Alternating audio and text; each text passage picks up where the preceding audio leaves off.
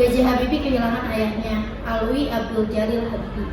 Ayahnya yang sedang menjadi imam sholat saat itu tiba-tiba jatuh tak bernyawa sesaat setelah mengucapkan kalimat takbir dalam sholat. B.J. Habibie sangat terpukul dengan meninggalnya ayahnya, terutama karena kejadian itu terjadi pada saat yang sangat sakral. Ayahnya meninggal saat sedang melakukan sujud dalam sholat, menciptakan momen yang sangat mendalam serta suci. Meninggalnya ayah B.J. Habibie menghadirkan tantangan emosional yang sangat besar bagi B.J. Habibie, sehingga mengubah jalan hidupnya. Kesedihan serta kehilangan dalam sholat membentuk kenangan yang sangat mendalam bagi B.J. Habibie.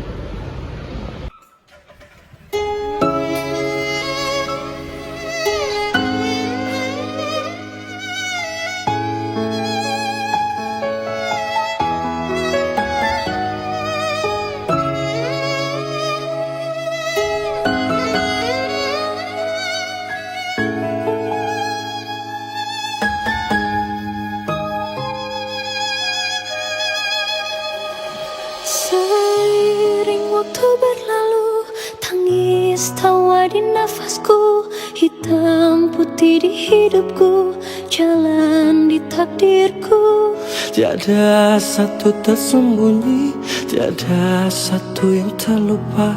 Segala apa yang terjadi, engkaulah saksinya. Kau yang maha mendengar, Kau yang maha melihat, Kau yang maha pemaaf, padamu hati bertobat. Kau yang maha pengasih, Kau yang maha penyayang, Kau yang maha pelindung, padamu semua bergantung. Yang dicintakan pergi, yang didambakan hilang. Hidup kan terus berjalan meski penuh.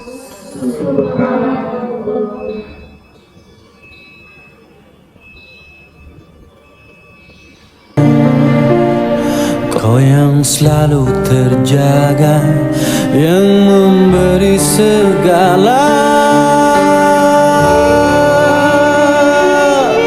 Allah Rahman, Allah Rahim, Allahu ya Ghaffar, ya nurun qalbi. Allah Rahman, Allah Rahim, Allahu ya Ghaffar, ya nurun qalbi.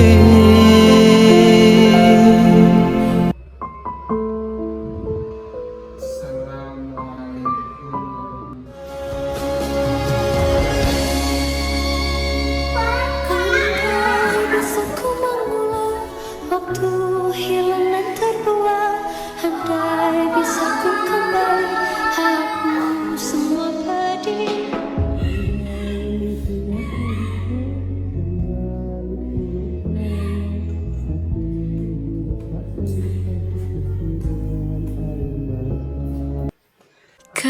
Kehilangan cinta bukan sesuatu yang dapat ku pinta,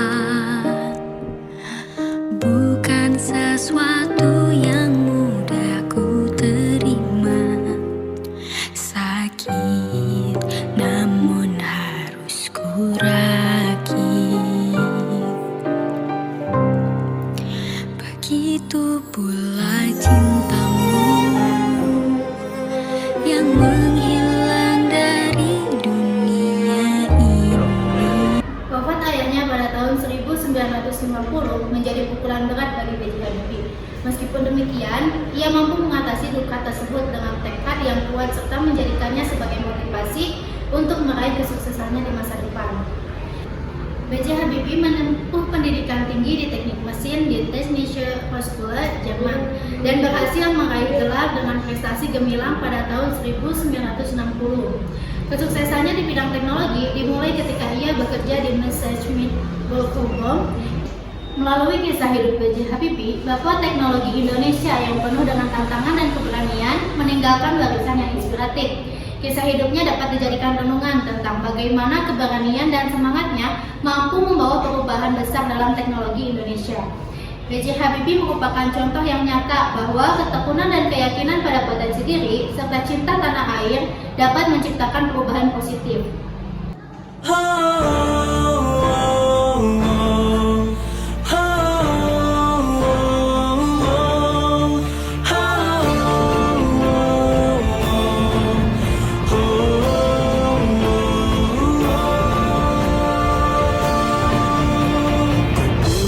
Pikiran hayalan, imaji seluas angkasa, berderet berbaris menyatu, coba untuk mencari tahu apakah gerangan yang bisa kulakukan perjuangkan untuk bangsa dan negara Indonesiaku tercinta, menjadi mata air yang terus mengalir, selalu memberi karya terbaik bagi bangsa, menjadi mata air, ciptakan kedamaian, menjawab tantangan, arah tujuan masa depan Indonesia.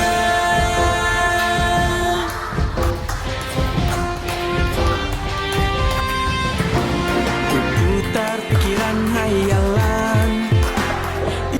Sejak ayahnya meninggal, B.J. Habibie dan ibunya menunjukkan keuletan dan ketabahan untuk mengatasi kesulitan dalam kehidupan. Pendidikan tingginya di Jerman merupakan dedikasinya dalam pengembangan teknologi, dan perannya sebagai Presiden ketiga Republik Indonesia menjadikan Habibie sebagai sumber inspirasi bagi banyak orang, terutama generasi muda. Ia mengajarkan bahwa kegigihan, kreativitas, dan keberanian adalah kunci untuk meraih impian.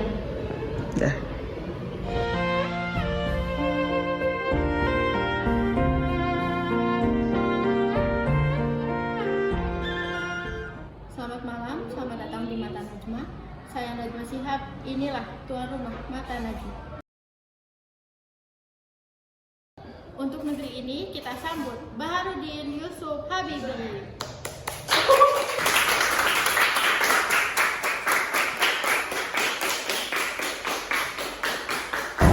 Habibie, saya ingat waktu terakhir kali saya mewawancarai Bapak itu 4 tahun yang lalu. Tepatnya pasca Ibu Ainun meninggal dunia. Saya ingat itu, Pak. Saya bertemu orang yang sedang patah hati. Masih patah hati kah hari ini, Pak? Tidak pernah saya patah hati, tapi saya kehilangan setengah dari jiwa saya. Sekarang saya meyakini ibu selalu berada di samping saya. Ketika saya sedih atau merindukan ibu, saya tinggal menjamkan mata saya dan terbayang wajah ibu. Ia mengatakan, "Jangan sedih, saya akan selalu mendampingi dan selalu berada di sampingmu." Itu kata-kata yang saya dengar ya lewat telepati. Saya sangat yakin ibu berada di samping saya. Ini selendang. Selalu Bapak bawa atau memang spesial untuk hari ini, Pak? Tidak, karena malam ini dingin jadi saya bawa yang panas.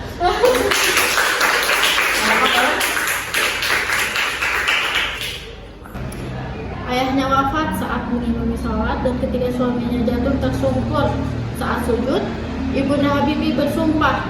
Apa yang ada di pikiran Bapak saat itu, Pak? Saya tidak mengerti, tapi saya melihat kejadian itu sebagai hal yang luar biasa. Beliau meninggal dalam keadaan suci, bersih menghadap Allah. Kemudian ibu saya di belakang sedang mengandung, melihat ayahanda meninggal. Beliau memegang tangan saya dan bersumpah akan menjadikan anak-anaknya sebagai orang yang berguna bagi bangsa, negara, dan agama. Beliau bersumpah. Pertanyaan yang terakhir, Pak. Apa faktor seorang Eyang Habibie bisa menjadi sukses seperti ini, Pak? Faktor utamanya tentu latar belakang pendidikan saya atas dasar pendidikan di Jerman tentang penerbangan. Kemudian dari sana saya bisa mencari solusi, kemudian belajar dari kehidupan ini dan berpikir secara out of the box seperti itu. Kemudian juga dukungan dari keluarga, orang tua, dan terutama saya sangat semangat karena ibu Aini, dan ya doa dan dukungan keluarga yang paling utama. Terutama ibu saya yang bersumpah untuk menjadikan anak-anaknya sebagai orang yang berguna bagi bangsa, negara, dan agama setelah ayah saya meninggal. Baharudin Yusuf Habibie, kita berikan tepuk tangan.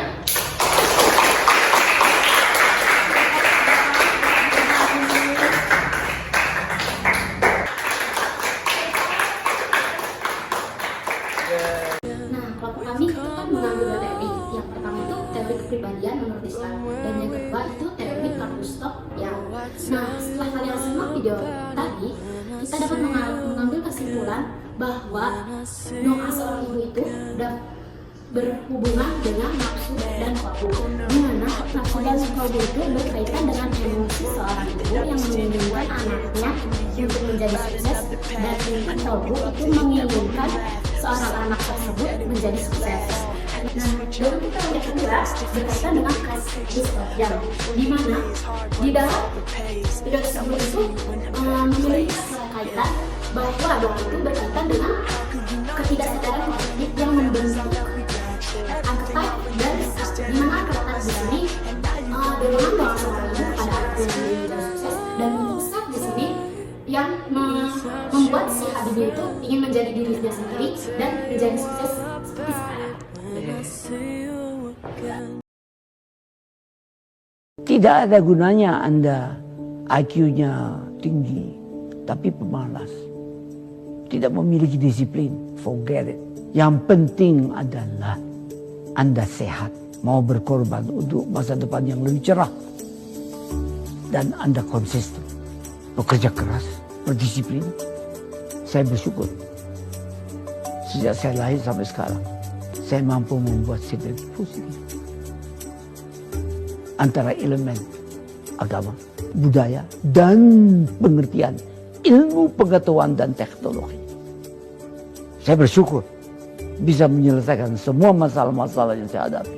Masalah dengan halal, dan terasa orang sekitarnya ikut menikmatinya. Itu filsafat yang diberikan oleh ayah saya.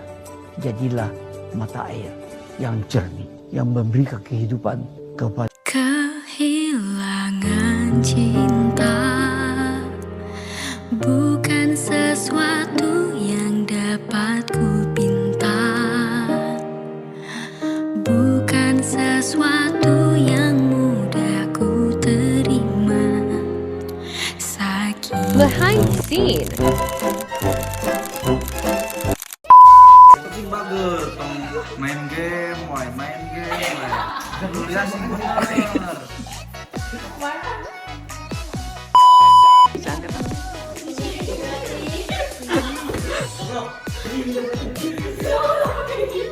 Jadi dengar bro.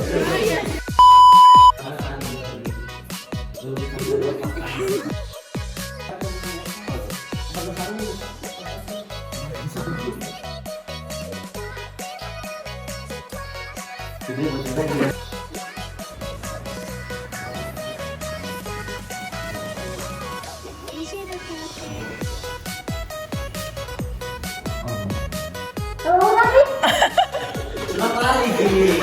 Nanti bakal cepat.